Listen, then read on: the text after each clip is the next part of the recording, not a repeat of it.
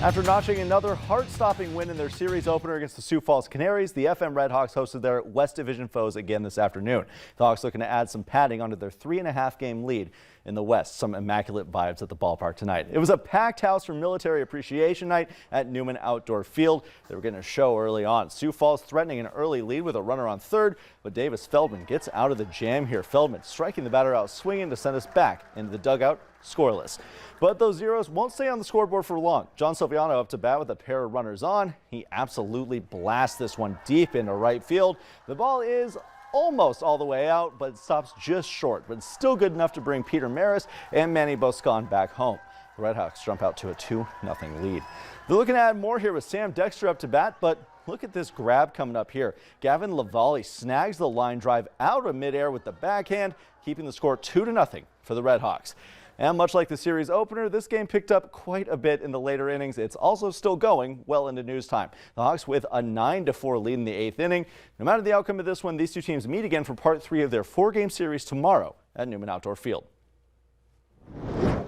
The Minnesota Twins with an absolutely dominant performance tonight, defeating the Kansas City Royals 9-0. Minnesota jumped out to a 3-0 lead in the first 4 innings. They kept their foot on the gas from there, hanging up 6 more unanswered runs in the 7th and 8th frames. Gio Urshela and Nick Gordon accounted for nearly half of the Twins' scoring tonight. The Twins looking to secure a sweep over their division foes tomorrow in an afternoon game.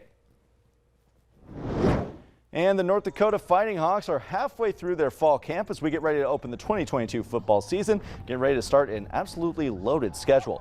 UND will be facing North and South Dakota State this year as part of their Missouri Valley football schedule, and they also play Missouri State. All 3 of those teams have been consistently ranked as top 10 or even top 5 teams in every preseason poll so far. But aside from the normally tough conference schedule, a lot of eyes are on their opening game. The Hawks will head down to Lincoln to face the Nebraska Cornhuskers in an FBS-FCS matchup. Head coach Bubba Schweigert says that his team is ready to square off against a Big Ten team for the first time in a long time. Our effort has been really good out on the practice field. You know, we can live with mistakes if we're putting forth great effort to improve on a day-to-day basis and keep getting better, because if you got that mindset that you're going to get better and you stay positive and keep working hard, we feel those mistakes can be corrected.